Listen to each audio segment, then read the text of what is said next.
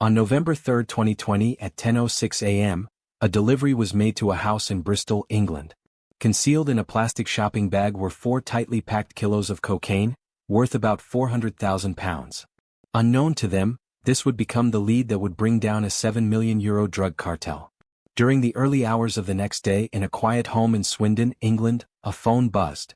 The message was urgent: they know, run now. But it came too late. Armed officers had already surrounded the property. Inside, Warren Allison, husband, father and self-proclaimed businessman, lay sleeping beside his wife, unaware that his double life was moments away from unraveling. Beneath the bed, £300,000 in cash. Parked outside, a Lamborghini bought with drug money. This would mark the beginning of the end for one of Britain's most sophisticated drug networks.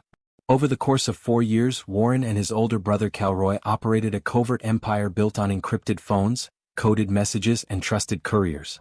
They trafficked over 70 kilograms of high-purity cocaine across the southwest, all while hiding in plain sight. But what brought down their network wasn't a shootout or betrayal. It was a single delivery, made 1 minute too late, that opened the door to a police investigation stretching from Wiltshire to Albania. This is the true story of how 2 brothers built a £7 million cocaine cartel, and how their final mistake brought it all crashing down. In 2016, Wiltshire looked like any other quiet corner of southern England. Rolling fields, peaceful streets, lives unfolding at a predictable pace. But beneath all that calm, something was starting to shift, and at the center of it were 2 brothers. Warren Allison was 32. Charismatic, sharp, impatient. He hated waiting, for opportunities, for money, for respect. His older brother Calroy, more reserved but equally calculating, followed close behind. They didn't come from money and they weren't born into crime. But they knew one thing: playing by the rules would never get them what they wanted. At first it was basic: local deals, small amounts, cash-in-hand transactions that barely made a dent. But even in those early days, Warren moved differently. He didn't see himself as a street dealer. He saw himself as a connector. Someone who could organize, distribute, and scale. And that's when the whispers started. Through contacts, favors, and a network that most people never noticed, the Allisons were introduced to something much bigger. A door into a world they'd only heard about. Albanian crime syndicates. Men who spoke in code, moved in silence, and controlled a supply chain that stretched from the ports of Europe to the streets of Britain. The deal was simple: the Albanians had the cocaine. The brothers would move it, fast, quiet, and in bulk. No more street scraps. This was wholesale. Efficient. Profitable. Warren didn't hesitate. They didn't just agree to work with them. They built a system around them. A structure that, if done right, could never be traced. No names. No faces. Just messages, movement, and money. And for a while it worked. But what started as a business partnership would soon grow into something far more dangerous, and far harder to control. Because the brothers weren't just building a network. They were building an empire. And it was only a matter of time before someone noticed. Once the Allison brothers made their first connection to Albania's cocaine pipeline, everything changed. The days of street deals were over. This was a business now, a machine. And they were building it brick by brick. Their strategy was simple: buy in bulk, break it down, and move fast. The product came in heavy, 10 to 30 kilo shipments of high-purity cocaine, and left in smaller, more manageable batches. They didn't waste time chasing small profits. They focused on volume, efficiency, and staying hidden. But moving that much weight came with risk. So the brothers made sure their communication was locked down. They switched to military-grade encrypted platforms, EncroChat and SkyECC, devices so secure entire crime networks were built around them.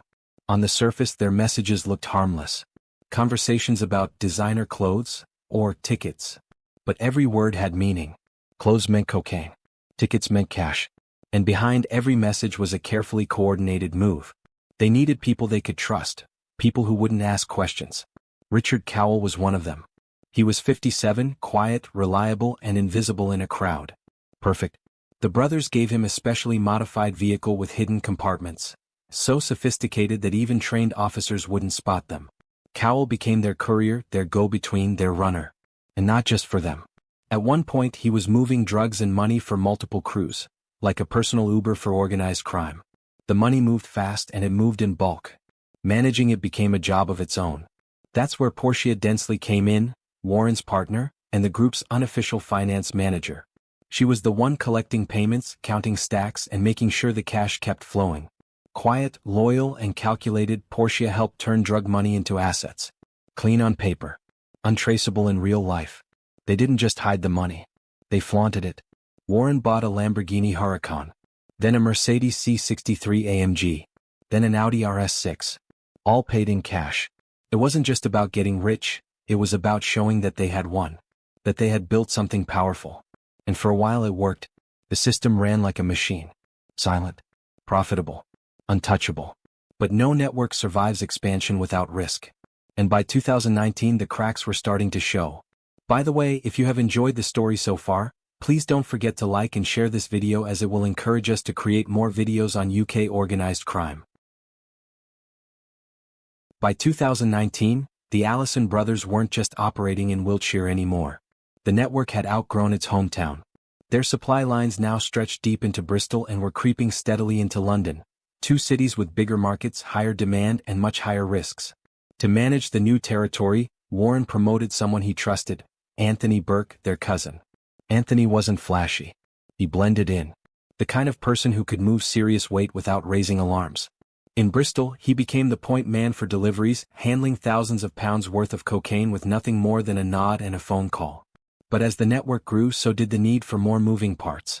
More couriers. More drop locations. More encrypted phones. Every deal meant more risk. More messages flying through EncroChat, more cars running routes, more people holding secrets. And with that growth came something more dangerous than ambition: arrogance. The brothers had become untouchable in their own minds. Warren was flaunting cash with zero hesitation, expensive watches, designer clothes, and those luxury cars bought in full. A Lamborghini Huracan, an Audi RS6, a Mercedes C63, all paid for in crisp notes. The lifestyle became louder. The messages sloppier.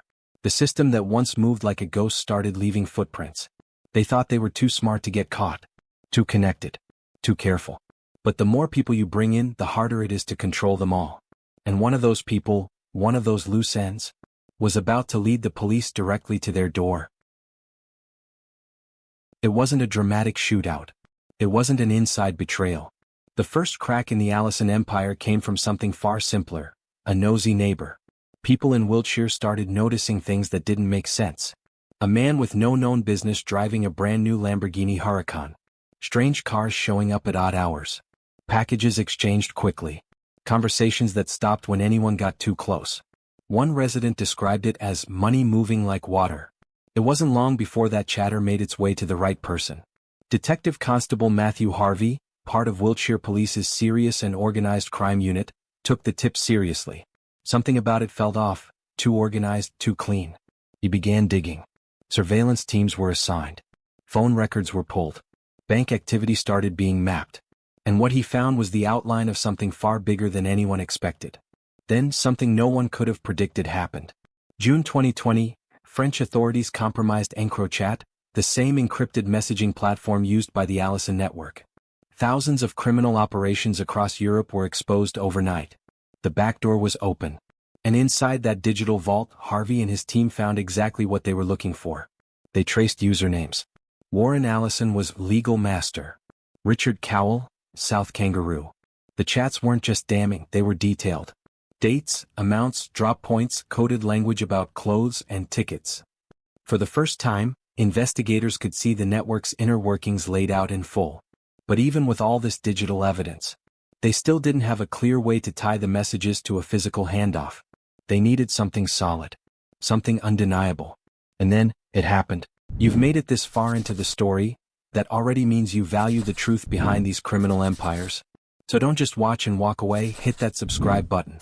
It's the least you can do for this level of deep, real investigative storytelling. November 3, 2020. Bristol. The surveillance team was already in place. Cameras rolling. Radios silent. They'd been following the movement for days, tracking calls, mapping routes, watching the pattern repeat over and over. But this time something was different. This time they were ready. The package was small. Just one Tesco bag for life. But what it carried wasn't groceries, it was 4 kilos of high-purity cocaine, worth nearly £500,000. Anthony Burke, Warren and Calroy's cousin, stepped out to receive the bag. No panic. No hesitation. Just a quiet exchange on a quiet street. He took it upstairs like it was nothing. He had no idea the walls were closing in. The moment he crossed the threshold, the signal was given. Police stormed the flat. Burke was arrested before he could blink. The bag was opened. Inside, 4 tightly packed bricks of cocaine wrapped and sealed. This wasn't just another bust. It was the final piece. The real-world link between the encrypted messages, the money, the players, and now the product. Within hours, the signal went out. Raids were triggered across Wiltshire, Bristol, and London. Every target had been marked. Every name matched. The operation that had taken years to build was about to be dismantled in a single morning. And as dawn broke, the empire collapsed, one arrest at a time. November 4, 2020. Just after 6 a.m. The silence didn't last long. Across Wiltshire, Bristol, and London, armed officers executed a series of coordinated raids. After months of surveillance, everything was now in motion. The Allison cartel was being dismantled in real time. In Swindon, police entered the home of Warren Allison. They found him asleep, unaware that the trap had already closed. Beneath his bed, £300,000 in stacked cash. His Lamborghini Huracan sat in the driveway, still warm from the night before. By sunrise, Warren was in handcuffs. Not far away in Hilperton, his older brother Kelroy Allison was arrested. Calm, cold, silent. Elsewhere, the net pulled tighter. Richard Cowell, the trusted courier, was arrested with the same quiet efficiency. His custom-built vehicle, with hidden compartments built into its frame, was seized on the spot. Portia Densley, Warren's romantic partner and financial coordinator, was taken in without resistance. 4 years she had helped disguise dirty money as clean income, moving cash across borders and bank accounts like it was nothing. And then there was Anthony Burke, the cousin. His arrest came just 24 hours after the fateful handoff in Bristol, the moment that brought the entire network crashing down. But the operation reached further than British soil. Ledian Hodja and Jeter Pisha, the Albanian suppliers, had already fled the country. They believed they were safe. They weren't. Interpol red notices were issued. European arrest warrants followed. And soon after, both men were captured abroad and extradited back to the UK. Then came the final arrest. Enid Aliko, 28. She didn't handle drugs. She didn't move cash. But she supplied the encrypted Sky ECC devices that powered the network's communication, even after the first arrests. She kept the lines open long after the foundation had started to crack. She was taken into custody before she could disappear too. In just 2 days, the Allison operation was no longer a mystery. It was a case. With names, numbers, evidence, and now faces behind bars. But even with the arrests made and the walls closing in, the brothers still believed they could beat it. The messages were coded. The phones were encrypted. The evidence they thought was just smoke. They were wrong. Because what waited for them in the courtroom wasn't a theory. It was proof. And it would leave no room for escape. Winchester Crown Court. Winter 2024. By the time the trial began, the empire was already in ruins. But what unfolded in court wasn't about what they built, it was about what could be proven. For 12 straight weeks, the prosecution laid it bare. Encrypted messages, surveillance footage, financial records. Each piece stacked on the next like bricks in a wall. The evidence didn't argue, it exposed. They read out messages from EncroChat and Sky ECC. Code words like designer clothes and tickets suddenly took on chilling meaning. Warren Allison's handle? Legal master. Richard Cowell? South Kangaroo. Every message was linked to a real-world drop, a courier run, a cash count. Still, the defense clung to a shaky claim, they were just selling fake clothes. But that story shattered fast. Chemical tests confirmed the drugs. Bank statements tracked the money trail. Chat logs and surveillance tied every name to the operation like clockwork. The jury didn't take long. All 8 were found guilty. The room was silent. No more encrypted phones. No more street codes. Just faces, charges, and a legacy built on greed. And now the court would decide what this criminal empire was really worth. On February 6, 2025, inside Winchester Crown Court, the final chapter of the Allison empire unfolded. Warren Allison, the architect of it all, was handed 23 years. His kingdom reduced to cold walls and numbered days. Kelroy Allison, once the quiet strategist, got 16.5 years. Richard Cowell, the courier who carried secrets beneath his car floor, was sentenced to 9 years. Portia Densley, the so-called finance manager who turned dirty cash into luxury, received 8 years. Anthony Burke, the cousin whose careless handoff cracked the entire case, also got 8 years. The Albanian suppliers, Ledian Hodja and Jeter Pisha, received 7 years and 4 months and 6 years and 8 months respectively. Enid Aliko, the youngest of them all, got 4 years for keeping the encrypted lines alive. In total, 82 years behind bars. Every car, every home, every account, seized or frozen.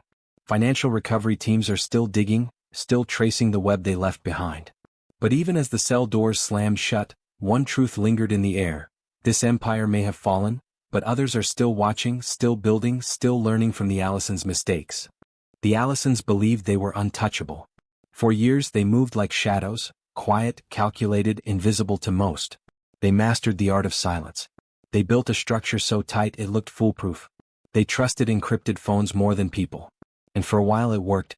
But what they forgot, what every empire forgets, is that nothing stays hidden forever. Every pound of cocaine, every coded message, every cash-stuffed car boot, it all leaves a trace. The arrogance that once fueled their rise became the very crack that let the light in. This isn't just the story of a £7 million empire crashing down. It's a reminder that sometimes the most dangerous networks aren't made up of masterminds in foreign countries, they're built by neighbors, cousins, partners, people who look like they're just living regular lives.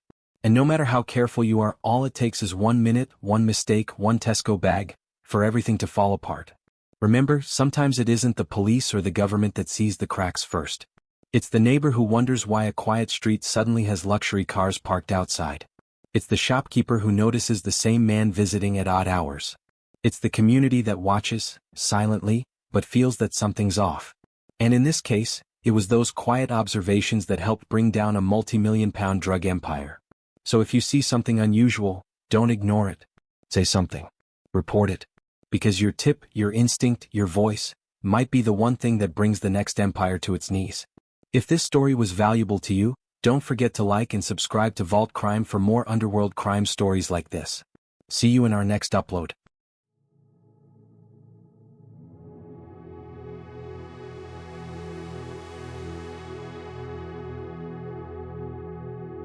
They thought no one was watching. A van packed with £42 million worth of cocaine parked under a pub CCTV in a tiny English village, no disguises, no lookout. Just 3 men from Scotland sitting on the biggest drug haul in Britain, like it was nothing. But what they didn't know, the police were already watching. And when they moved in, what they found would crack open a smuggling route stretching from Colombia to Yorkshire via the North Sea. This wasn't just a van, it was the tip of an empire. Here's how a quiet village called Lely became ground zero for one of the boldest cocaine drops in UK history, and the fatal mistake that brought it all down. Lely isn't the kind of place you'd expect to make national headlines. A quiet East Yorkshire village with just one pub, a few cottages and long stretches of farmland. No tower blocks, no corner boys, no police patrol cars, just silence and sea air. The kind of place people pass through, not plan multi-million-pound cocaine runs in. But that's exactly what happened here. On May 4, 2023, Lely became the backdrop for one of Britain's largest drug seizures. A staggering 524 kilograms of cocaine, stacked neatly in the back of a white van parked beside the Stag's Head Inn, a quiet country pub surrounded by hedgerows and gravel. The van wasn't armored, it wasn't reinforced, it had no false compartments or high-tech traps. It just sat there, idle, while Daniel Livingstone, a 25-year-old from Campbellton, stood outside, calmly scrolling his phone and occasionally shining a torch across the open field, as if waiting for someone. What no one in the village knew, not the pub regulars, not the passing cars, was that Britain's National Crime Agency, NCA, and Border Force were already watching. The van wasn't just parked, it was under surveillance. Every move had been tracked. Each step calculated. Inside, officers would find over half a ton of high-purity cocaine, cleanly packaged, ready for distribution. The street value? Over £42 million. But this wasn't just about the weight. It was the logistics, the location, the method, everything about this operation suggested something far bigger. And the shock rippled fast. Not just through Lely, but across Scotland, Colombia, and into the hands of serious organized crime. The sleepy village was no longer silent. It had just become the epicenter of one of the most audacious drug drops in modern UK history. This wasn't just a seizure, it was a message. No place is too quiet, no cover is too perfect. And no operation, no matter how careful, is ever truly invisible. They didn't look like gangsters. No masks, no guns, no track records of violence. They weren't seasoned cartel bosses or tattooed foot soldiers. Just 3 men from Scotland, and 1 Colombian national, moving through East Yorkshire like they belonged there. But behind the plain appearances lay a mission: to pick up and move over half a ton of cocaine without raising a single eyebrow. Daniel Livingstone, just 25 years old, was the man behind the wheel. He'd driven the white Peugeot Boxer van from Scotland to East Yorkshire, stopping off at a hotel in Hull the night before the drop. He wasn't jittery or aggressive. Surveillance footage showed him calm, checking his phone, pacing the roadside, shining a flashlight over a hedgerow where the shipment was stashed. Alongside him was Mark Moran, just 23, from Ardrishaig, another remote Scottish town, not far from Campbellton. You wouldn't think he was involved in international trafficking from his soft-spoken demeanor or small-town roots. But when officers moved in, Moran was found right there, deep in the operation, assisting with the transfer. By the way, if you have enjoyed the story so far, please don't forget to like and share this video, as it will encourage us to create more videos on UK organized crime. The third man, Didier Tordesillas Reyes, stood out. Reyes wasn't Scottish. He was 40 years old, a Colombian national, and the key link to the source, the South American supply chain. He'd already been seen placing bags by the hedge hours before the others arrived. The drugs were buried in 2 builders' bags beneath the bushes, tight-wrapped bricks of cocaine, likely dropped off by boat via a coastal route. Then there was Anthony McAllister, 33, from Tainold. He had traveled down in a separate car, staying nearby with the rest of the team.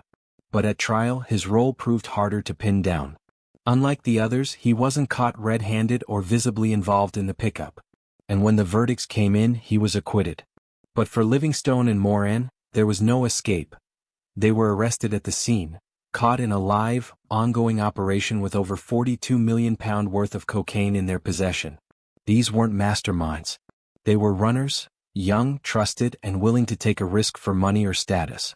But whether it was for loyalty, desperation, or greed, their calmness at the scene told one thing: they didn't think they'd get caught. And that's what made them dangerous. This shipment didn't fly over. It sailed in.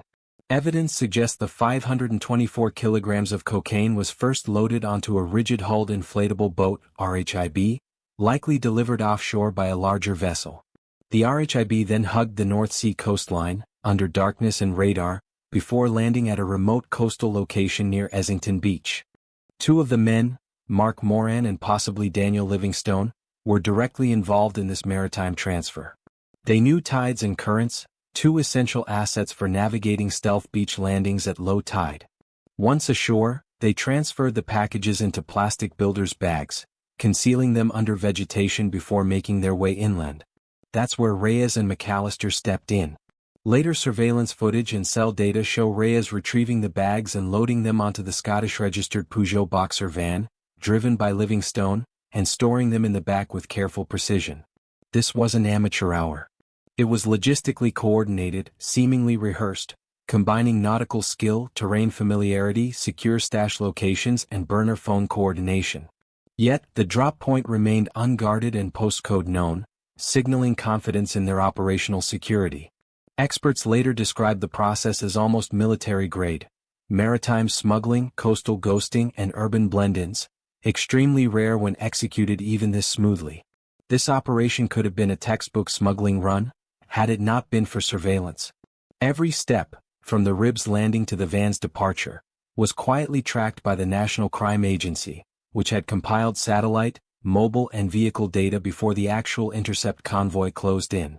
Because in the world of maritime drug smuggling, the sea offers cover, but surveillance doesn't sleep. It wasn't chance that got them caught, it was meticulous surveillance. The National Crime Agency, in cooperation with Border Force and Humberside Police, had been tracking the entire operation before a single bag was planted.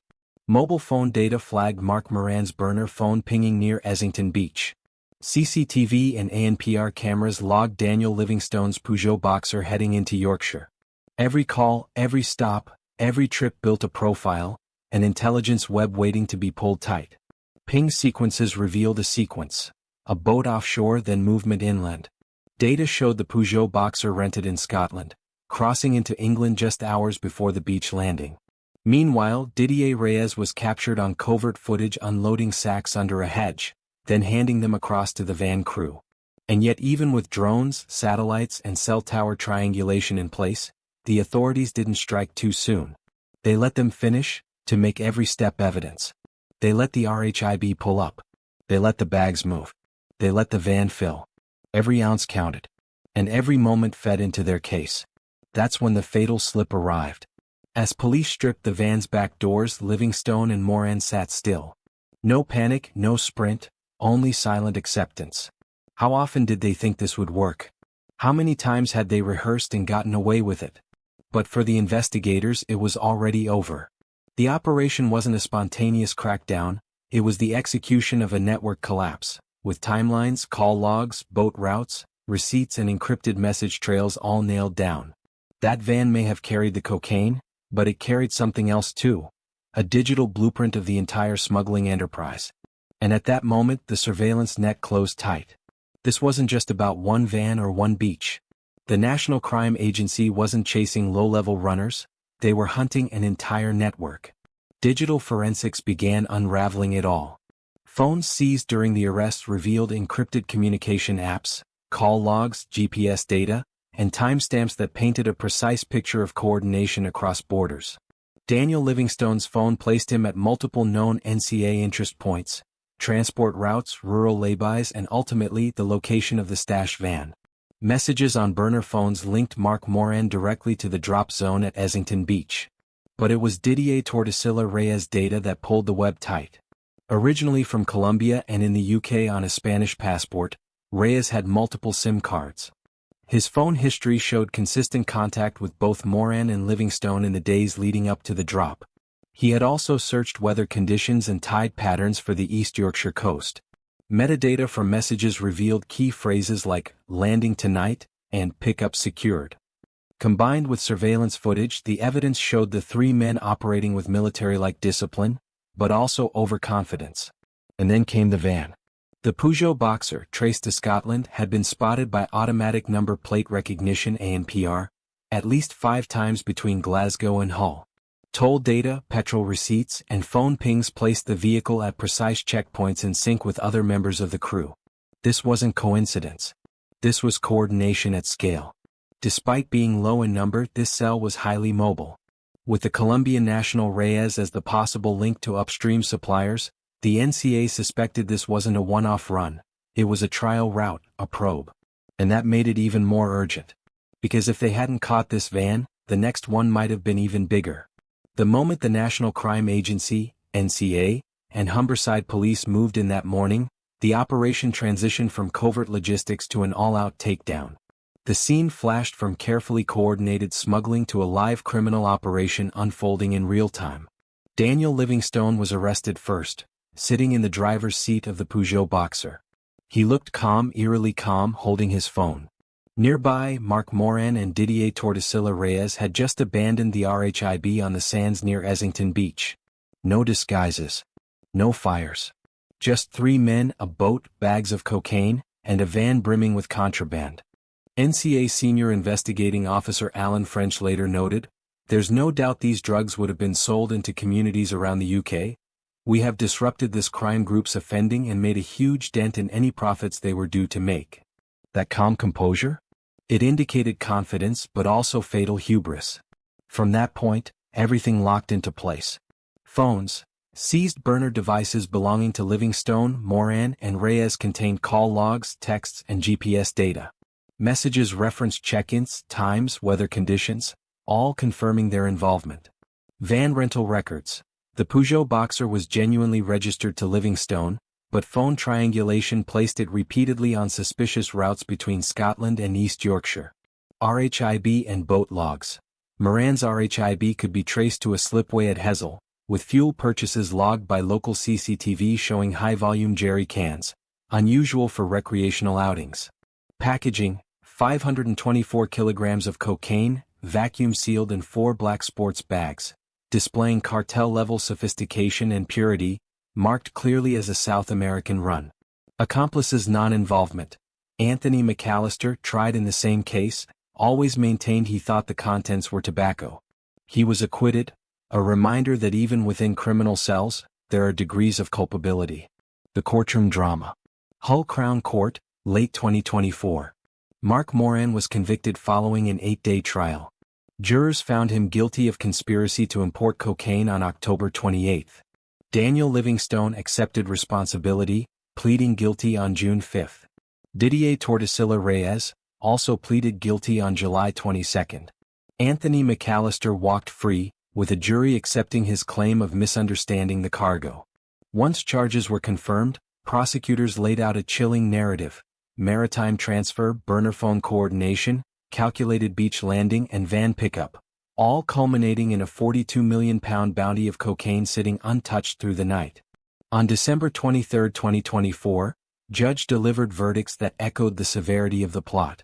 Mark Moran received 15 years imprisonment for his central role in smuggling, the driver and RHIB operator.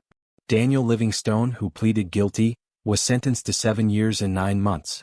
Didier Reyes's sentencing remains pending, though his guilty plea confirms deep involvement. McAllister, acquitted, walked free. Judge Mark Berry commented on their backgrounds, ordinary men ensnared by extraordinary opportunity, and noted that coastal Scotland's maritime culture inadvertently supplies skills useful to traffickers.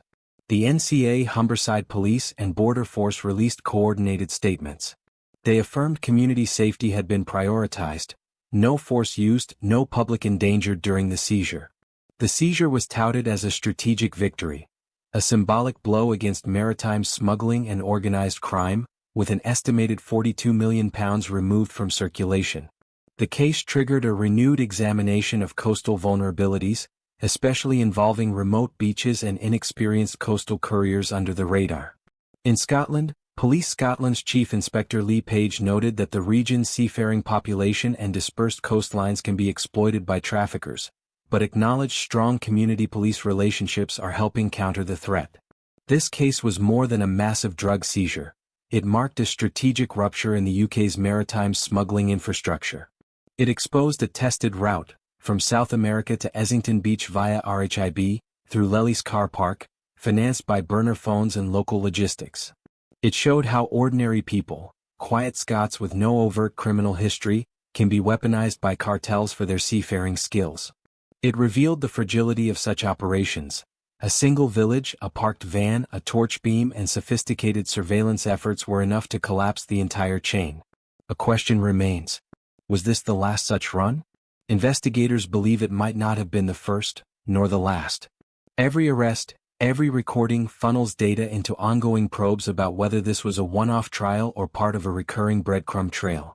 Anthony McAllister's acquittal also underlines one thing: not all players are equal. Some are orchestrators. Others are just tangentially pulled in. The Lely bust shook a quiet corner of East Yorkshire, but it also left a trail of questions that still tremble beneath the surface. The seizure of 524 kilograms of cocaine, worth an estimated £42 million, was an unprecedented success for UK law enforcement. But unlike a neatly solved puzzle, the pieces that fell into place didn't cover the entire landscape. Instead, they lingered, showing glimpses of missing parts, shadows of other drops, phantom contacts, and a route that may have already delivered more than we know. The first and perhaps most troubling question is whether this was the first, or the last, of its kind.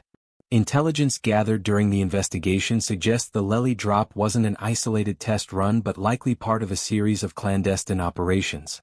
That assumption is backed up by network patterns observed on burner phones. The phones contain contacts with numbers traced to other drop zones, including parts of Norfolk and Lincolnshire. Repeated vehicle movements. Surveillance noted that the same Peugeot van and RHIB had made similar transits in the months leading up to May 2023. While no seizures occurred then, the consistency suggests prior operations. Recruited local operatives. References to additional participants who were never identified or charged hint at unrevealed logistics chains and multiple last legs of delivery. Experts within the NCA believe that the Lely bust exposed just a single terminal node in a broader smuggling network, one likely active for months or even years. The cartels, emboldened by the success of prior runs, would have treated this location, and the men involved, as a reliable, repeatable route.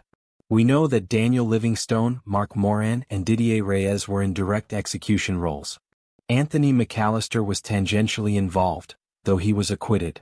However, the broader network almost certainly included handlers and sink operators, people who coordinated the boat landings, booked accommodation, timed handoffs, and scrubbed phone metadata. Foreign contacts, whether in Spain, the Netherlands, or South America, supply origins weren't purely domestic. Chemical profiling shows origins consistent with Colombian-sourced cocaine, likely trafficked via European transshipment points. Financial intermediaries, accounts, front companies, or cash couriers moving proceeds offshore. While investigators initially focused on the UK cell, banks flagged large untraceable cash deposits around Liverpool pre-drop, potential signs of money movement activities. Communications facilitators, service providers who offered encryption apps or burner technology. Though Reyes's phones were seized, investigations are ongoing into the supply chain behind those encrypted lines.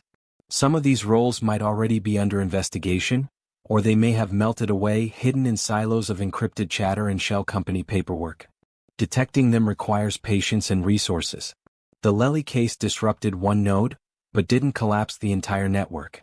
Opponents of covert surveillance tactics question whether UK law enforcement could have intervened earlier. After all, the phones had been pinging. The van had been moving back and forth. The RHIB had made suspicious visits. The answer lies in strategic restraint. Law enforcement explained that this wasn't random interception, it was a strategic dismantling. Acting too soon would have risked losing key evidence of conspiracy, international cooperation, and forensic links. It's a high-skill play, let the network complete its coordination, then collapse it all at once. But that tension, waiting until the van was fully loaded, created public scrutiny. Why didn't they intercept across the channel? Could a preemptive move have stopped prior shipments? These are questions that remain alive among community watch groups, local councils, and political observers calling for more proactive coastal surveillance or better intelligence sharing with European partners. One of the most ironic fallout points from this bust is how simultaneously robust and fragile the network appeared. On paper, this was a sophisticated, multi-stage trafficking operation. Cartel procurement in South America. Disguised maritime transit to Northern Europe. Coastal landing, time to beach conditions. Local stash and retrieval via RHIB. Inland drive to small local hub. Hidden stash in rural pub car park. Cover of burner phones and encrypted messaging. Yet in execution, it unraveled because of one van sitting too long, one burner phone ping being traced, one moment of overconfidence. That makes the system fragile. It also makes the logistics fragile, and by extension fragile for UK public safety. If smugglers rely on remote beaches with little surveillance, small vessels undetected by radar, ordinary vehicles blending into public traffic, modest sums wired illegally for payment, then thousands of similar drops may still be happening unnoticed every day. Because too many of those variables, terrain, personnel, technology, are still out of the UK enforcement perimeter. Are the sentences adequate, or just the start? The convictions handed down, 15 years for Moran, 7 years 9 months for Livingstone, pending sentencing for Reyes, sent a clear message. Involvement in these networks brings long-term prison. But critics argue. The real architects aren't in this courtroom. The supply chain continues above Reyes, perhaps outside the UK jurisdiction. Do sentences deter the couriers or the buyers? Couriers like Livingstone and Moran were caught. What about the users who fueled demand? Was enough done to dismantle financial enablers? Few bank accounts were frozen, no major assets were seized. It cost millions, and those funds seemed to vanish into the ether. The sentencing secures justice in one corner, but it leaves echoes in others. Many ask, will these men be released someday? What if they return to the same coastal communities, still vulnerable? What's next? The Lely operation has become a case study in multi-agency maritime intelligence cooperation. The UK Border Force announced plans to upgrade remote beach surveillance, and Humberside Police has launched a pilot beach watch program with coastal communities providing tip-offs. For the National Crime Agency, this is just the beginning. Investigations continue. Digital chatter. Reyes's phone logs include contact IDs not yet unmasked. Financial networks. Truncated currency flows hint at offshore funneling. Additional drop sites. Another RHIB was sighted unloading near Withernsea in the months before. These investigations often take years, especially when other nations are involved. But the intelligence drips into future prosecutions, future maritime interdictions, and future confiscations. This wasn't a one-man job. It involved collusion between Scotland, Yorkshire, Colombia, possibly the Netherlands and Spain. It wasn't just about cocaine, it was about network logistics, maritime coordination, burner phones, encrypted communication, and money movement. It did disrupt, but didn't collapse, the system, many open questions and multiple missing links. It's a warning, remote coastal villages are still the most vulnerable points in UK drug enforcement. The Lely bust is not a closed case, it's a beacon. A warning bell that the logistics of organized crime, boats, phones, pubs and pubs car parks, need constant vigilance. But it's also a hope. Because if a village this quiet can reveal a £42 million shipment, then no place is too hidden. If we keep asking the right questions, about scale, about supply, about who's still out there, we keep pressing the system to act. Because the best crime busting isn't just about arrests, it's about breaking routes, collapsing supply chains, and erasing the calm cover that allows this to happen again. If you found this story valuable, please don't forget to like, share and subscribe to this channel as I will be sharing more valuable stories on UK organized crime.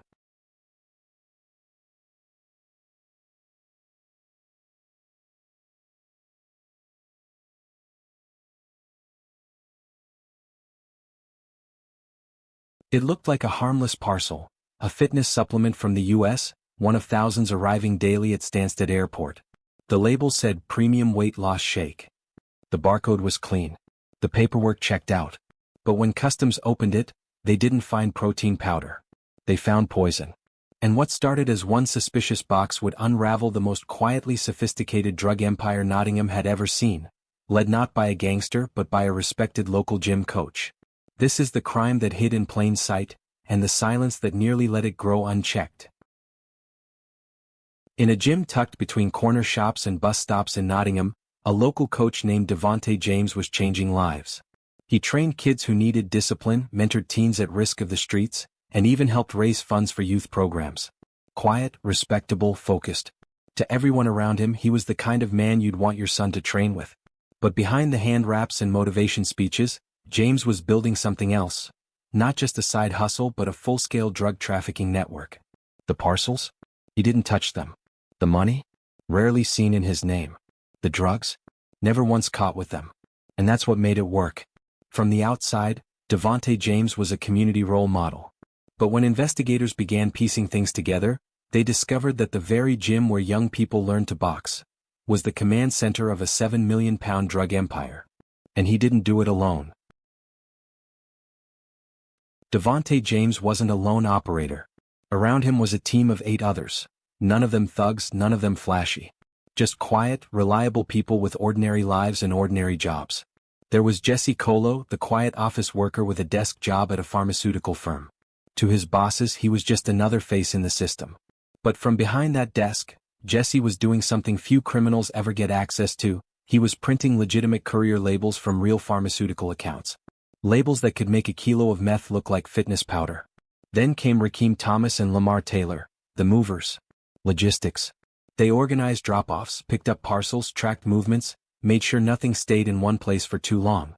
Jabari Smith, Tysha Chalmers, and Bry Hadjman? They were the network builders.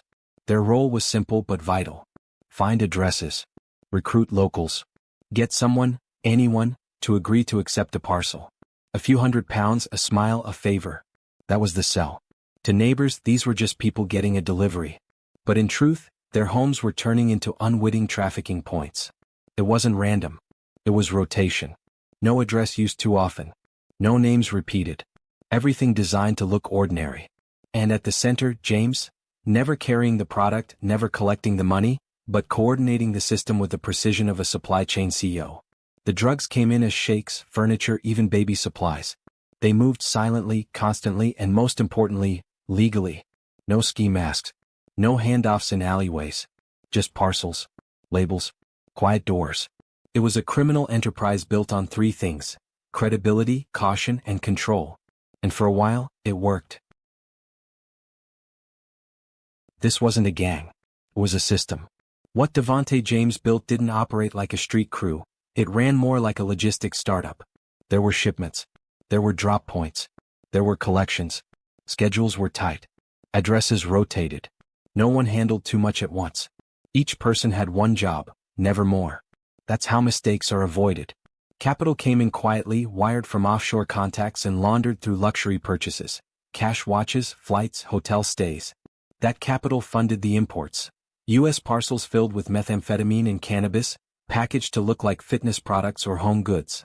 Then came distribution. Parcels split, repacked, and moved again across the UK using real couriers and real addresses.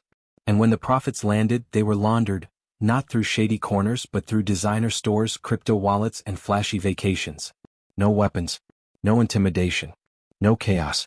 Just a calm, calculated system where drugs move through the UK the same way online shopping does. If Amazon shipped poison, it would look like this. From a distance, nothing looked wrong. But inside the machine, every cog was turning. By now, the police knew this wasn't just a local crew flipping street drugs. What they were looking at was an international operation. The meth didn't come from local labs.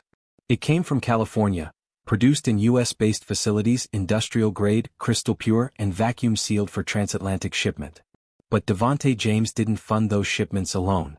Behind him, quietly and carefully, stood a man police never named in court, a Middle Eastern financier, believed to be the source of both capital and connection. He didn't ship parcels or send messages. He moved money. He opened doors. And he gave James something street dealers rarely have: scale. While meth and cannabis flowed into the UK, another product moved out: cocaine. At least one shipment was traced from London to Australia, using the exact same infrastructure. Jesse Colo's fake shipping labels, real courier accounts, and trusted addresses. It was a two-way pipeline stretching from Nottingham to the other side of the world. The profits? Cleaned with modern methods. Crypto wallets, Monero and USDT. Cash flights to Dubai and Central America. Luxury goods paid for up front, never traced back. From street level, this looked like a group of friends taking holidays and buying trainers. But from above, it was clear. This wasn't crime of opportunity, it was crime by design. A network built to be invisible. And until one parcel slipped through, it very nearly was. Every empire has a backer. Devontae James may have run the streets, but someone else bankrolled the storm. Police never revealed his name. He never appeared in court. No arrest. No headline. But across multiple reports, surveillance logs, and intercepted messages, one shadow kept appearing. A Middle Eastern-based financier, the money behind the machinery. He didn't move parcels. He didn't text instructions. But without him, the entire system would have collapsed before it ever began. And that was the genius: distance, offshore, protected. Probably operating through shell import companies, possibly even tied to legitimate businesses. He stayed off the radar, and likely he's still active. Authorities hinted at bigger networks, larger rings, and international webs that stretched beyond UK borders. But in this case there was no warrant, no trial, no mugshot. Just a name on a sealed file, and a fortune that never touched the ground. You can't convict a ghost. And that ghost funded one of the most sophisticated drug pipelines the UK has ever seen. For over a year the system ran like clockwork. Parcels came in. Labels looked real. Nothing tripped the alarms. Then one box changed everything.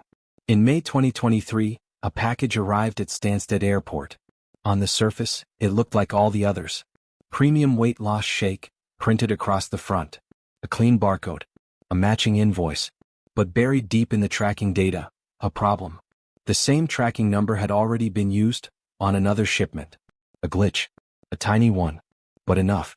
Border Force flagged it. They opened the box. Inside, nearly a kilo of methamphetamine and 2 kilos of compressed cannabis, all expertly packed to look like nutrition powder. But the real discovery wasn't just what was inside the parcel. It was what that parcel led to. The duplicate code triggered a backtrack through the courier system. Investigators began cross-referencing addresses, checking label patterns, tracing IPs linked to the shipping accounts. And the more they looked, the more they found. Similar parcels. Similar accounts. Different names. Different drop points. One box opened the door to dozens of others. It was the first crack in what had looked like an impenetrable operation. And from that moment forward, the silence was broken. All it took was one duplicate label, and the entire empire began to unravel. Once the mistake was made, police didn't pounce. They watched.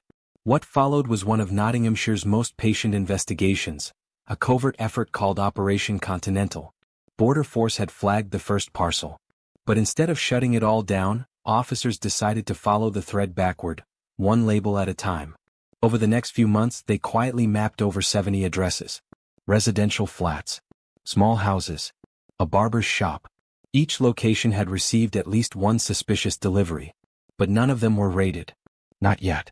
Instead, police went dark, installing cameras, logging timestamps, cross-checking delivery logs with mobile location data. The parcels kept coming, evolving in disguise. What once looked like weight loss powder soon turned into baby boxes, flat-packed furniture, even motorcycle helmets. Every shipment looked legitimate. Every label was clean. On the surface there was no chaos, no violence, no panic. But behind the scenes the surveillance was relentless. Officers were syncing phone data to delivery timestamps, matching names to CCTV footage, even connecting Instagram posts to specific drop dates. Because while the parcels were low-key, the people behind them weren't. Devontae James, once the quiet boxing coach, had started showing off. Luxury watches, stacks of cash, first-class holidays, 1,200-pound trainers, photos with geotags, captions dripping with bravado. And he wasn't the only one. His team mirrored the same lifestyle: designer shopping, expensive trips, luxury rentals. What they didn't realize was this: their feeds were becoming evidence. Every photo was a clue. Every caption was a timestamp. Every flash of wealth was a thread waiting to be pulled. Operation Continental wasn't just tracking a network. It was building a timeline. And when it was done, every name, every parcel, and every drop address would be accounted for. It's one thing to run a silent network. It's another to track it when no one talks. But that's exactly what Nottinghamshire police did. No one flipped at first. No one sent a text. No fingerprints. Just patterns and patience. Officers began with parcel weight data, tracking anomalies across shipments that appeared identical on paper but carried different internal densities. Then came the Weibull serial numbers, logged, compared, and sorted. Dozens of them shared the same print structure, the same barcode format, the same courier account. Still no names. No direct links. So they widened the net. CCTV footage from neighborhoods showed repeat faces. Men collecting boxes in different clothes in different cars at different addresses. Dash cams captured quiet pickups. A figure jogging up to a doorstep. A flash of tape. Then gone. With those visuals, investigators pulled mobile phone data. They didn't need text messages. They didn't need calls. They synced encrypted messaging app usage with parcel deliveries. Phones pinged in specific zones at specific times, the same zones where the parcels were signed for. Slowly, a network emerged. Digital fingerprints where human ones didn't exist. And then, one break. A lower-level courier, pulled in for questioning, broke under pressure. A single confession. A few names. A handful of addresses. That opened the gates. Within weeks, the quiet surveillance turned into a full-scale, mapped operation. No texts. No fingerprints. Just data and discipline. And from that data, the empire collapsed. It had taken 18 months, 70 addresses, thousands of parcel logs. But by late November 2024, Operation Continental was ready to strike. Nottinghamshire police had their map. They had the names. They had the proof. The takedown had to be fast and absolute. In a synchronized sweep across Nottingham and surrounding towns, officers moved in. Devontae James was arrested mid-class. The gym was full. Students were warming up. He looked at the officers. Silent. No fight. As if he'd been waiting for this moment. At the same time, in a quiet office outside London, Jesse Colo was at his desk, printing another set of forged courier labels. He never saw it coming. Police walked in, seized his laptop mid-command. The very system that masked millions of pounds in drugs, now laid bare. Across Nottinghamshire, every major drop house was hit. Officers broke through doors at homes in Sherwood, Top Valley, Bilborough, Clipstone, and Basford. They recovered phones, receipts, forged labels, and bundles of cash, still wrapped. Digital evidence matched delivery dates. Bank cards matched photos posted online. No dramatics. No shootouts. Just suspects let out in silence, as the logistics empire they built was dismantled room by room. Some looked confused, some looked hollow. But it was done. In a single coordinated sweep, the entire operation collapsed. From gym floors to desktop printers, the game was over. By May 2025, the silence of the streets had given way to the echo of courtroom footsteps. At Nottingham Crown Court, 9 people stood in front of a judge, no longer mentors, couriers, or office workers, but convicted criminals. The charges were clear. Conspiracy to import and distribute Class A and B drugs across the UK. The evidence was airtight. Parcel logs, delivery maps, surveillance footage, photos of holidays, forged labels, encrypted app logs. And though many had no previous criminal records, the scale couldn't be ignored. Judge Stephen Copeland called the network a sophisticated, sustained and structured enterprise. He made it clear. Reputation could not outweigh reality. Devontae James, 29, the ringleader, sentenced to 17 years. Rakeem Thomas, key in distribution, 11 years and 6 months. Lamar Taylor, logistics, 7 years and 6 months. Jesse Colo, the man behind the fake labels, 5 years and 4 months. Others, like Cameron Raymond, Levante Cameron, Taisha Chalmers, Bry Hadjman and Jabari Smith, received shorter prison terms or community orders depending on their roles. In total, over 50 years of prison time was handed out. The court also invoked the Proceeds of Crime Act, seizing luxury watches, cash, vehicles and crypto accounts traced to the drug money. It wasn't just a conviction. It was a statement that even clean records and quiet fronts couldn't protect a criminal empire when the facade breaks. Devontae James wasn't just the architect of a drug empire. He was a mentor, a boxing coach, a familiar face in the community.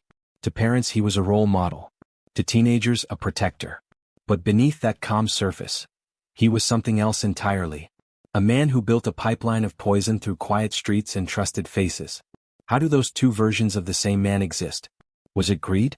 The taste of easy money? Was it opportunity, access to labels, loopholes, and a network too tempting to ignore? Or was it something darker? A belief that if you wear the right mask long enough, no one will ever dare to look behind it? Because in the end that mask worked, for years. Devontae didn't need to intimidate anyone. He earned trust. He played clean.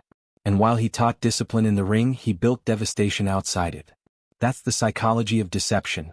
The more you protect, the less anyone suspects. When you're the role model, no one looks behind the mask. There were no guns, no ski masks, no street warfare. Just spreadsheets, forged invoices, and parcels that moved like ordinary deliveries. The Devontae James empire didn't rise through violence. It rose through silence. Through couriers who didn't ask questions. Through neighbors who signed for boxes without blinking. Through staff who printed labels and never once looked too close. This wasn't just a story of crime, it was a study in complicity. Because the truth is, this empire was built with help. Not loud help. Not armed help. But the quiet kind. The kind that says, "It's not my problem." And in that silence, a poison flowed. Over 7 million pounds of meth. Dozens of homes used. A community pulled into something they didn't fully see, or chose not to. Now the empire has fallen. The leader is behind bars. The logistics have collapsed. But here's the real question. How many more networks are out there, built on silence just like this one? Hidden behind polite smiles. Behind gym walls. Behind clean invoices and trusted names. Because sometimes the most dangerous crimes don't make a sound. So now that you've seen how it all unfolded, let's talk. Do you think the sentences were enough? Was justice served? Or did some walk away too easily? And here's a deeper question. What scares you more, a man with a gun? Or a man with a label printer, a courier account, and a polite smile? How many harmless-looking parcels pass your street every day? And how many might be hiding something darker? Drop your thoughts in the comments. Don't forget to like and subscribe to this channel, as this would help the algorithm to push this video to more people who need to see this video, as we together win the war against drugs. And scan push, because this case is over. But there's always another waiting to be uncovered. He operated in the shadows. No fingerprints, no trails. A 70 million pound criminal empire built not with guns on the streets, but with encrypted texts and corporate precision. From luxury mansions to military-grade weapons. Omar Malik and his crew flooded the UK with cocaine and firearms, believing no one could ever trace them. But behind their encrypted empire lay real devastation. Innocent lives lost, families shattered. This is the story of how one of the UK's most secretive drug syndicates was finally exposed, by the very messages they thought would keep them safe. Greater Manchester, home to hard-working families, quiet streets, and one of the most elusive crime bosses the UK has ever known. Omar Malik Muhammad. Born January 22, 1985. No flashy Instagram. No street-level reputation. He didn't sell drugs on corners. He didn't flash stacks of cash in rap videos. He stayed hidden, working like a CEO running a criminal empire through encrypted messages, while others pulled the triggers and made the deliveries. Using the now infamous EncroChat network, Malik operated under the codename Payables.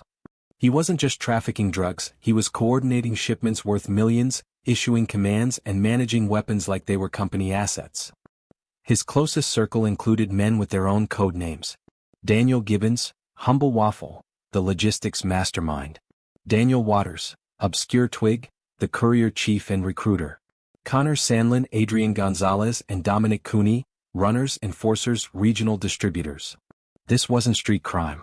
This was organized trafficking on a corporate level.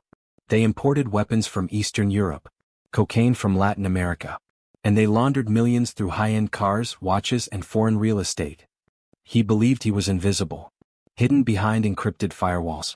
But every empire built on arrogance eventually meets its downfall. This wasn't a gang, it was a business. A well-oiled supply chain disguised as chaos. Omar Malik may have been the kingpin, but even the best CEOs need trusted lieutenants. And his were just as dangerous. Daniel Gibbons, known as Humble Waffle on EncroChat. He didn't carry a weapon, he carried the weight of logistics. Trusted with coordinating multi-kilo cocaine drops, managing vehicle fleets and laundering proceeds through ghost companies. At one point, police found over £616,000 in cash stashed inside his home, some hidden in chair cushions. Daniel Waters, alias Obscure Twig. A courier chief and recruiter. He connected new foot soldiers to the empire, offering a slice of drug money in exchange for loyalty and silence. His job was to keep the lower tiers of the empire moving, fast, invisible, and replaceable. Then came the regional operatives. Connor Sandlin moved kilos through Liverpool routes. Adrian Gonzalez oversaw drop-offs across Manchester estates. Dominic Cooney, the vault, controlled cocaine storage in industrial units, guarded like high-security banks. Their language was coded. Their operations rehearsed. They weren't afraid of rivals. They were afraid of disruption, mistakes, leaks, late deliveries. In their minds this was a business. And business had to run smoothly. These weren't street kids. These were organized men, disciplined, cautious, and utterly remorseless. They weren't just dealing in drugs. They were trafficking destruction, one encrypted message at a time. Their product didn't start in Manchester. It began thousands of miles away, deep in the jungles of South America. The cocaine moved from Colombia's Pacific coast to Rotterdam and Antwerp by sea, smuggled inside fruit shipments, chemical drums, or container false floors. From there, it crossed into the UK's major ports, hidden in shipping lanes traffickers have used for decades. But this empire wasn't just about white powder. It was armed, deadly, prepared for war. Malik's crew sourced weapons through black market channels in Eastern Europe, particularly the Balkans. Their gun of choice? The Scorpion VZ-61, a Czech-made submachine gun capable of firing 850 rounds per minute. Small, concealable, catastrophic. These weren't just collectibles, they were executions waiting to happen. The same weapon that would later take the life of Al Edwards outside a pub on Christmas Eve, a reminder that trafficked weapons leave real blood on real streets. And it was this empire that helped bring them here. The drugs came fast, brick-wrapped kilos by the hundreds. Some batches reached 739 kilograms. At an average wholesale price of £35,000 per kilo, that's over £25 million in one wave alone. The weapons moved quieter, smuggled through ferry ports, inside cars, furniture, or diverted parcels. Once in the UK, they were stored in safe houses controlled by Malik's lieutenants, including Dominic Cooney. This wasn't street-level slinging. This was logistics at a continental scale. Encrypted dispatch instructions. Live drop confirmations. Coordinated movement from customs clearance to final sale. Each player was a cog in a machine built to scale destruction and profit simultaneously. They called them birds and scorps. Innocent code words for chaos. Every message meant more drugs in neighborhoods, more firepower in the hands of violent men. And yet, the whole thing ran like clockwork. By the way, if you have enjoyed the story so far, please don't forget to like and share this video, as it will encourage us to create more videos on UK organized crime. At the height of their power, Omar Malik's syndicate had more reach than some mid-level companies. He never touched a gun, never handled a brick. But every shipment, every weapon, every overdose bore his fingerprints. If not in blood, then in command. 4 years, EncroChat was gospel among UK traffickers. An encrypted messaging platform with no GPS, no microphone, no trace. The perfect tool for perfect crimes. But deep in a cybersecurity lab in northern France, something changed. French and Dutch investigators had quietly implanted malware into EncroChat's core. They turned the impenetrable fortress into a live surveillance system, capturing over 70 million messages from 60,000 users across Europe in real time. As Malik and his crew moved kilos, reassured themselves that feds can't get in them, every message was being read by cyberforensics teams from Europol, the NCA and Gendarmerie Nationale.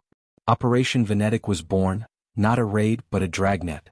And Omar Malik, codename Payables, was one of its prime targets. While his men used aliases like Humble Waffle and Obscure Twig to arrange firearms pickups and multi-kilo drug logistics, French and British agencies were silently mapping the empire, one ping at a time. On June 13, 2020, the NCA made its move. Simultaneous dawn raids across Manchester, Liverpool, Wirral, Stockport. Over 700 UK officers deployed. At Daniel Gibbons' residence, officers discovered £616,000 in vacuum-sealed cash. At another stash point, kilos of high-purity cocaine were stacked like bricks. Scorpion machine pistols, fully automatic, were recovered from hidden floor safes. What Malik didn't realize was that even his most intimate instructions had been documented. Messages like, "Scorps under floor. Keep quiet till I say," or £500,000 in chair, clean it now. All preserved as digital confessionals. He never shouted, he never pulled a trigger. But line by line, his empire unraveled, not because of a snitch, but because the very network he believed protected him became his courtroom witness. Venetic didn't just catch him, it humiliated him. It revealed a cold, calculating man who managed a global pipeline of death from behind a touchscreen. And perhaps the cruelest irony? The same encrypted walls Malik built to protect his secrets became the tunnel law enforcement used to bury his empire. On the morning of June 13, 2020, the illusion shattered.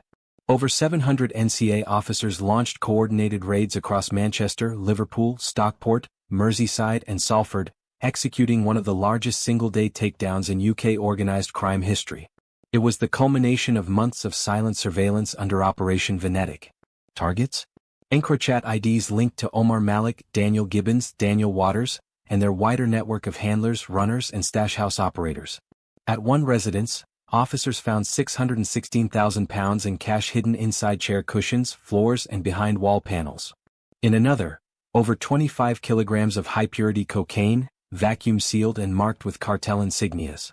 Inside a hidden floor compartment, a Scorpion submachine gun loaded with 2 spare magazines. It was one of at least 9 recovered firearms linked directly to the Manchester trafficking ring. More than 739 kilograms of Class A drugs were eventually connected to Malik's network: cocaine, heroin, MDMA and cannabis, all with estimated street values exceeding £70 million. Omar Malik was taken quietly in a precision raid, no resistance, calm, silent. As if already aware of the inevitable. His devices, 2 encrypted EncroChat phones and a cache-stained burner, were seized on the spot. Gibbons and Waters were arrested simultaneously. Police later discovered that Gibbons, just hours before the raid, had messaged, "Need to clean out safe. Someone's sniffing." He was right, but he was too late. In a public statement, NCA officers described the group as a multi-layered criminal operation functioning with the professionalism of a multinational firm. They called Omar Malik a strategist who never left fingerprints, but left behind destruction. The seizures didn't just confirm scale. They exposed the full architecture of the empire. Safe houses in suburban estates, warehouses disguised as logistics companies, couriers driving branded work vans, and fake cleaning firms used to launder money. Every brick of cocaine recovered told a story. Every recovered bullet meant one less family shattered. But not all lives could be saved.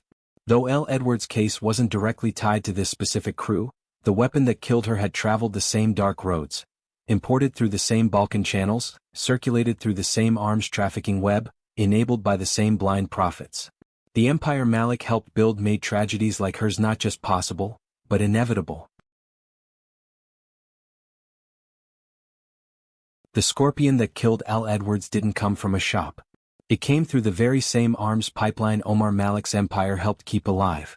That night, outside the Lighthouse pub in Wallasey Village, shots rang out without warning. Elle wasn't the target. She was celebrating the holidays. A nurse, a daughter, a young woman with plans. But a scorpion doesn't discriminate. It fires 850 rounds per minute, designed for wartime, unleashed on civilians. The man who pulled the trigger was caught. But the network that put that gun in his hands? That system? It started far earlier, with men who never touched the weapon but orchestrated its arrival. In Greater Manchester, over 480 drug-related hospitalizations were reported in 2020 alone. Merseyside saw a 30% increase in youth gun violence between 2018 and 2021. In Salford, police traced at least 7 overdose deaths directly to cocaine batches matching the chemical markers of seizures from Omar's network. Behind every encrypted text, "Drop 50 birds at dusk, fresh green landed, scorps quiet under floor," there was a ripple, a grieving mother, a child afraid to walk home, a neighborhood stripped of safety. These weren't random acts. They were symptoms of a supply chain rooted in violence, nurtured by greed. Malik and his crew never pulled the triggers. But they funded the bullets. They didn't sell to addicts on street corners. But their deals paid for the poison. They sat in silence behind encrypted apps, while entire communities burned in slow motion. This isn't just a story about drugs and guns. It's about absence, about funerals held too early, children growing up without fathers, women caught in crossfires meant for ghosts. And for every name we remember, there are dozens we don't.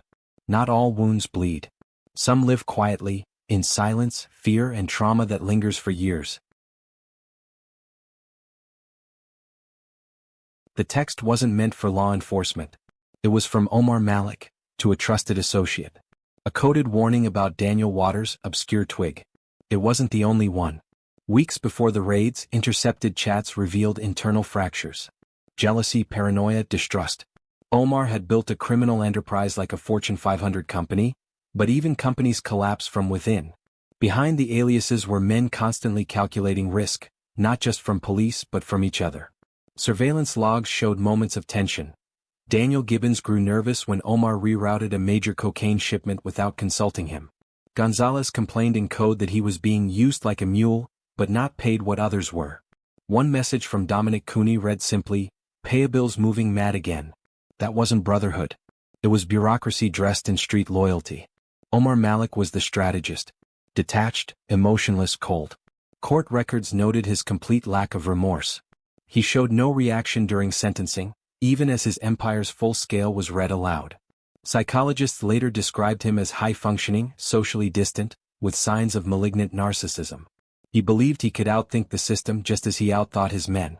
Gibbons was more structured, loyal but anxious, a man who wanted order in chaos. Waters was charismatic but unstable, known to speak loosely, which nearly cost the operation twice. The lieutenants were not soldiers. They were asset managers, each trained in restraint, each afraid of exposure. And beneath them, a culture of silence fueled by encrypted trust, not friendship. In the end, Omar ruled through control, not charisma. He didn't inspire, he calculated. And once that control cracked, from EncroChat's breach to whispers of disloyalty, his empire fell like dominoes. Not because his men were caught, but because they stopped believing he was untouchable. The mind behind the messages was never a monster in the alley. He was a man in a quiet home, moving bricks and bullets like files and invoices, until one error exposed the truth. Even the smartest criminal empire can be undone by human ego. Omar Malik was sentenced to life in prison. His closest lieutenants, Gibbons, Waters, Cooney, Gonzalez, received decades behind bars. But what they left behind didn't vanish with a gavel. According to the NCA, over 1,000 criminal suspects identified through EncroChat remain uncharged, aliases without faces, fingerprints without names. Europol estimates 173 illegal firearms are still unaccounted for from UK-based EncroChat-linked gangs. The drug routes remain, the cash systems still linger. And in many ways the empire continues, faceless, fractured but far from gone. In Salford, Liverpool, Tottenham and Leicester, law enforcement continues tracking offshoot crews. Many learned from Malik's downfall. They've upgraded, new encrypted platforms, cryptocurrency laundering, microdistribution models. What Operation Venetic exposed wasn't just one network, it exposed the architecture of modern organized crime. Encrypted, decentralized, and deeply embedded in ordinary life. But even in cities darkened by fear, people are rebuilding. The L. Edwards Foundation, created by her family, now supports youth violence prevention. Community groups in Manchester's Moss Side have launched coding schools and boxing programs, offering alternatives to the pull of fast money. Mothers speak at schools about the unseen cost of encrypted violence. Local businesses quietly donate to counseling services for children traumatized by gunfire. A network like Malik's is a blueprint, but so is the response. Every message intercepted. Every courier flipped. Every bullet not fired. These are the stories not told. The war isn't over, but the rules have changed. And somewhere out there, another pay-you-bills is typing, thinking they're untouchable. This empire ended in silence, but its echoes remain. The empire is gone, but its ghost still moves in silence. The money is laundered, the weapons scattered, the victims countless, and somewhere someone else might have learned from Malik's mistakes. This wasn't just a case, it was a blueprint, a warning. And what comes next may already be in our midst. If you stayed up to this point, please don't forget to like, subscribe, and turn on the notification bell, because the next name we would uncover might be much more terrifying than this.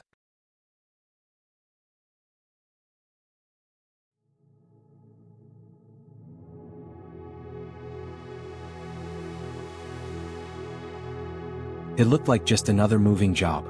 A plain white removals van. 2 men in uniforms. A load of furniture heading for mainland Europe. No alarms, no weapons, no questions. But hidden deep inside the compartments, beneath wardrobes, toolboxes and flat-packed chairs, was something else. Not explosives, not guns. Just powder, white, compressed, pure. Over £130 million worth. This is the story of how a quiet man from Sutton Coldfield, no gang tattoos, no criminal record, built one of the biggest cocaine empires in modern UK history. Jonathan Arnold wasn't a cartel boss. He wasn't even on police radar. He ran a furniture removals company. But behind the curtain, he moved tons of cocaine across borders, hid millions in clean profits, and built a silent empire, until one mistake shattered it all.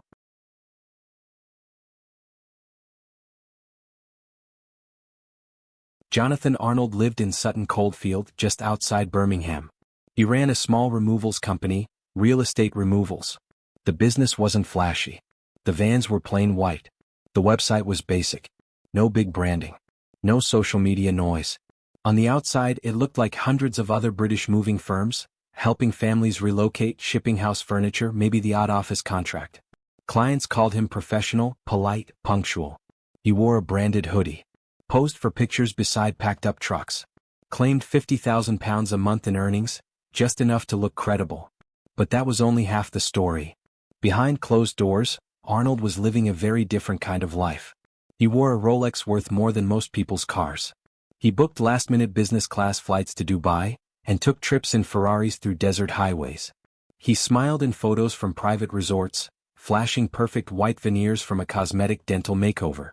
This wasn't the lifestyle of a small-time mover. It was something else. Something much bigger. And yet, nothing about him stood out. No gang affiliations. No police record. Just a clean-cut man with a clipboard and a van, quietly moving tons of cocaine across borders. By the time investigators caught up with him, Jonathan Arnold had already trafficked an estimated £135 million worth of Class A drugs into the UK. Cocaine. Heroin. Ketamine. The vehicles were custom-built. The drugs were buried under real furniture, layered with coffee grounds to mask the scent. And the kicker? He'd learned the transport business not in the streets, but working under his father, in a legitimate UK signage company. He took that knowledge and built an empire no one saw coming.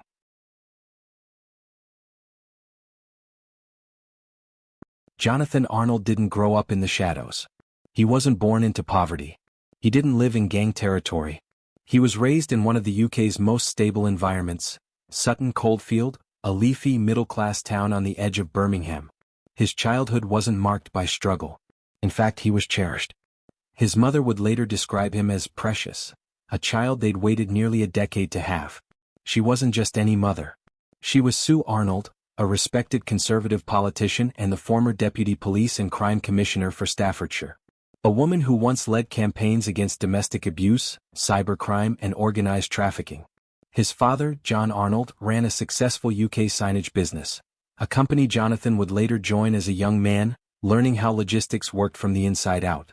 On paper, this was a family deeply embedded in law, order and structure. A mother who worked alongside police. A father who built a national company from scratch.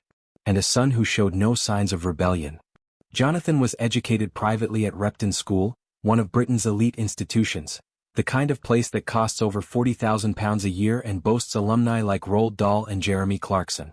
At Repton, students are taught discipline, confidence and ambition, groomed for leadership, not crime. But ambition doesn't always lead where you expect.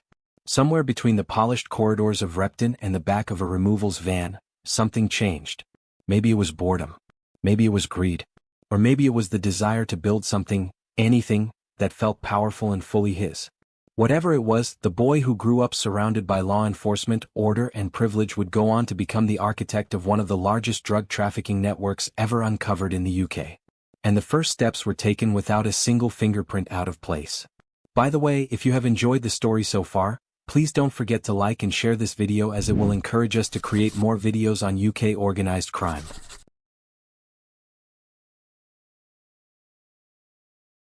It started with a van. A plain white van. No logos, no flashy colors. Just a clean vehicle with empty space and a lot of potential. Jonathan Arnold didn't need to reinvent the wheel. What he built wasn't a fantasy. It was a logistics operation disguised as a removal company and powered by experience. He already knew how the transport business worked. He had learned it under his father's signage firm. Managing materials, coordinating drivers, building routes and moving goods across the UK without raising any alarms. Now he simply changed the cargo. From signs to cocaine. The company, Real Estate Removals, was the perfect front. It looked legitimate. It had invoices, branding and enough real jobs to seem active. On paper, it reported about £50,000 a month in earnings. Not enough to raise suspicion but just enough to look like it was working. But behind the numbers, Arnold was overseeing one of the most sophisticated drug transport systems ever seen in modern UK crime. The method was simple. And that's what made it dangerous. Cocaine shipments would arrive into Europe, often from Colombia, through Rotterdam or Amsterdam. From there, Arnold's team picked up the load in removals vans and drove them through Belgium and France, into the UK through Dover or Calais. Inside each vehicle were compartments designed to be invisible to the naked eye. Hidden panels. False floors. Modified cavities behind fake furniture. Some of the drugs were wrapped and concealed under actual house furniture. Sofa sets, wardrobes, even garden tools. Others were tucked inside banana boxes, coffee containers, or DIY crates. Every load was covered in coffee grounds, air fresheners, and scented dryer sheets. Anything to confuse sniffer dogs and suppress the scent of chemicals. But the real genius wasn't in the smell. It was in the silence. No calls, no texts. Everything was handled face-to-face, or through carefully managed handoffs. Drivers were trained to say very little. If stopped, they had invoices, delivery sheets, and manifest logs showing they were transporting home furniture for real clients. The vans themselves were registered under real removals jobs, giving every trip a paper trail. Even the routes were selected with precision, avoiding high-scrutiny ports or choosing off-peak travel times. At its peak, more than 1.5 tons of Class A drugs moved across borders under Arnold's direction, nearly £135 million worth by police estimates. But what made Arnold's system work wasn't just his planning. It was his ability to stay invisible. He never touched the drugs himself. He rarely traveled but did travel to Dubai, and investigators found that he booked last-minute business class tickets, stayed at luxury resorts, drove Ferraris and wore a Rolex, had cosmetic dental work, veneers. However, these luxuries were kept offline and out of the public eye. He didn't flash wealth online or taunt police. He stayed in the background, moving his empire from the shadows, just a man, a van, and a network that nobody suspected. until the first bag was opened. Jonathan Arnold may have been the architect, but empires don't run alone. Behind every sealed van, behind every trip across Europe, was a crew of men who knew exactly what was happening, and played their part without hesitation. These weren't gangsters with ski masks and shotguns. They were men with no criminal records, no gang tattoos, and no reason to raise suspicion. They looked like truck drivers, builders, neighbors, and that's what made them dangerous. Dean Riley was the one who got things moving. A key courier in the operation, he made cross-border trips himself, driving from the UK into Europe and back with hundreds of kilos of cocaine hidden in secret compartments. He was calm, disciplined, and consistent, a man the police would later describe as crucial to the entire logistics chain. Riley didn't ask questions. He didn't need to. He followed the plan, moved the goods, and made it home every time, until the final trip caught up with him. James Jenkins was another vital piece. Described in court as someone with logistical understanding, Jenkins handled some of the more delicate operations: loading, hiding, coordinating handoffs. He was the type to blend in, not flashy, not reckless, but always on time. His job: to ensure that what went into the van came out clean, untouched, and untraceable. And then there was Jamie Betteridge. His role overlapped with both Riley and Jenkins. He helped drive but also helped plan. Investigators believe Betteridge may have been the one ensuring drivers kept quiet and that no one slipped up under pressure. He was present during at least 2 major cross-border trips, including one where over 60 kilograms of cocaine were recovered by UK border force. Like the others, Betteridge was invisible to the outside world. But to Arnold, he was one of the few people who knew just how big the operation really was. Each man had a role. Arnold gave the direction. Riley moved the product. Jenkins handled the logistics. Betteridge kept the wheels from falling off. Together they formed a tight unit, not bonded by blood but by trust and silence. And just like Arnold, none of them ever touched the drugs with their bare hands. Every shipment was sealed. Every handoff calculated. Every van disguised. The system worked because the people inside it knew how to disappear in plain sight. What bound them together wasn't greed alone. It was the idea that if they followed the system, if no one broke rank, the money would keep flowing and the law would stay blind. But empires built on silence don't fall apart all at once. They unravel one whisper at a time. And soon one of these men would make a mistake.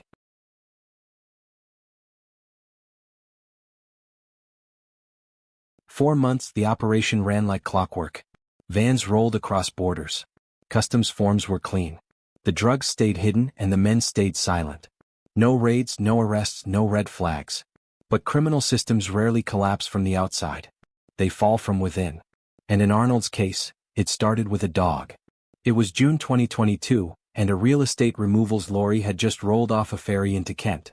Nothing unusual. The paperwork was in order. The driver kept his answers short, casual, professional.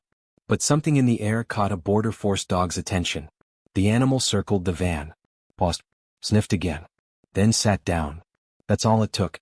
Officers pulled the vehicle aside and began the search. Inside they found 60 kilograms of compressed cocaine, worth several million pounds, hidden inside carefully constructed trap compartments. It was the first time UK authorities had caught the operation red-handed. When police traced the van's registration, it didn't lead to a faceless gang. It led straight back to Jonathan Arnold's company. Suddenly, what had looked like a regular removals firm became the prime suspect in an international drug trafficking probe. But the authorities didn't act immediately. They waited, watched. They started mapping van movements, cross-referencing port entries, monitoring drivers, and quietly collecting evidence. The walls were closing in. And Arnold didn't even know it yet. From that moment, Arnold's invisible system became the subject of a multi-agency task force. The West Midlands Roku Border Force and National Crime Agency launched a full-scale investigation.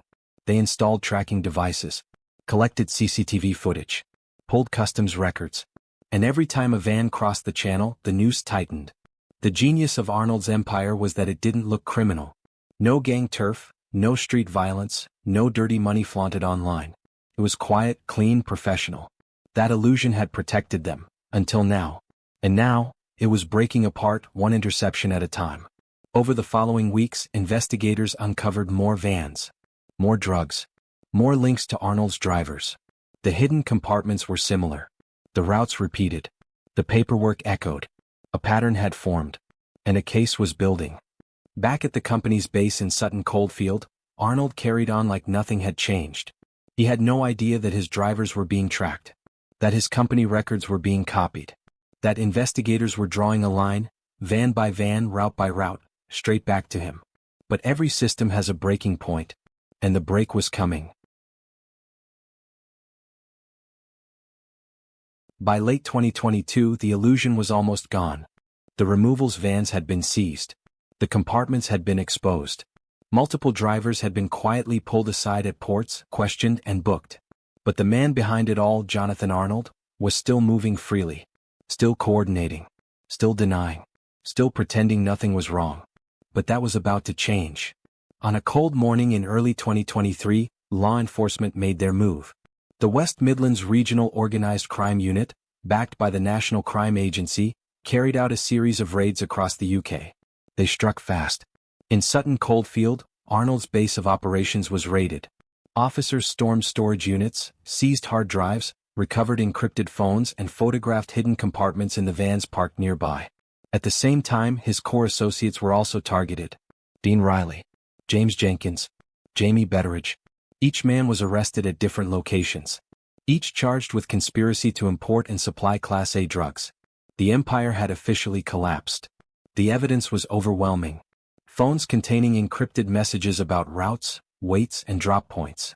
Photos of modified vehicle interiors. Invoices that didn't match actual trips. A digital paper trail leading from one shipment to the next. Investigators built a timeline, matching every seizure to the movement of real estate removals vans. They traced logistics all the way from Rotterdam and Amsterdam, through Calais into Kent, and finally to addresses in Birmingham and beyond. It wasn't speculation. It was logistics forensics, and it painted Jonathan Arnold as the mastermind. At Birmingham Crown Court, Jonathan Arnold stood before a judge and listened as the full scope of his actions was read aloud. He pleaded guilty to conspiracy to import Class A drugs, conspiracy to supply Class A drugs, money laundering. The court heard that Arnold had coordinated the trafficking of over 1.5 tons of Class A drugs, worth more than £135 million in estimated street value, over a span of 18 months. He was described as a man who had abused trust, laundered millions, and used his legitimate business to conceal serious and sustained criminality. He was sentenced to 23 years and 6 months in prison. His co-conspirators were sentenced alongside him. Dean Riley, 24 years and 6 months. James Jenkins, 19 years and 6 months. Jamie Betteridge, 18 years and 6 months. Collectively, the group received over 85 years behind bars. The court called it one of the most well-organized trafficking operations ever uncovered in the UK, hidden in plain sight and driven by silence. But one detail made headlines above all. Jonathan Arnold's mother, Sue Arnold, had spent years fighting crime, serving as the Deputy Police and Crime Commissioner for Staffordshire. She had once funded anti-drug campaigns, backed youth diversion programs, spoke publicly about keeping kids off the street. And now, her son had become one of the most successful drug traffickers in the country's recent history. In public statements, she called his sentence excessive and claimed he was not the kingpin. But the court saw something else. They saw a man who knew the system well enough to exploit it, and they sent him away accordingly. With the courtroom sentences handed down, the case of Jonathan Arnold officially ended. But not everything was finished. Because what he exposed wasn't just a drug empire. It was a system of silence, one that made it all possible. A system where you can drive across 3 countries with tons of cocaine, and no one ever stops to ask what's inside the van. A system where money is moved without trace, businesses are never audited, and vans are never scanned for cash or narcotics unless something goes terribly wrong. And the question is, how many more are still out there? The truth is, Jonathan Arnold didn't invent a new kind of crime. He simply understood how to exploit the old, ignored vulnerabilities in systems that were never built to catch people like him. Systems that check for explosives, not banknotes. That flag terrorists, not transporters. That assumed the man in a branded hoodie driving a furniture van must be honest. He wasn't. And he wasn't alone. Investigators now believe Arnold's empire is part of a wider, hidden economy, where removal trucks, shipping containers, and front companies are the new battleground for global trafficking. Behind the statistics, the street value, and the jail time, there are lives that never made the headlines. Addicts who never knew where their next fix came from. Families ripped apart by substances that crossed into the UK in silence. Communities where violence erupted, fueled by the very drugs hidden in Arnold's vans. This wasn't victimless. It was calculated. And it was devastating. So what do we learn from all this? That a removals man could become a kingpin? That an empire can be built in plain sight? Or that the systems meant to protect us aren't failing, they're just outdated? Maybe the real lesson is this. If one man could do this with vans, coffee grounds, and silence, what else is happening right now, undetected, unchecked, and right under our noses? What do you make of this case? Did the justice system go far enough? Should UK customs rethink how they scan for money and contraband? Let us know in the comments. And if you want more real stories like this, deep dives that go beyond headlines, subscribe and turn on notifications. Because this was just one case, and there are always more.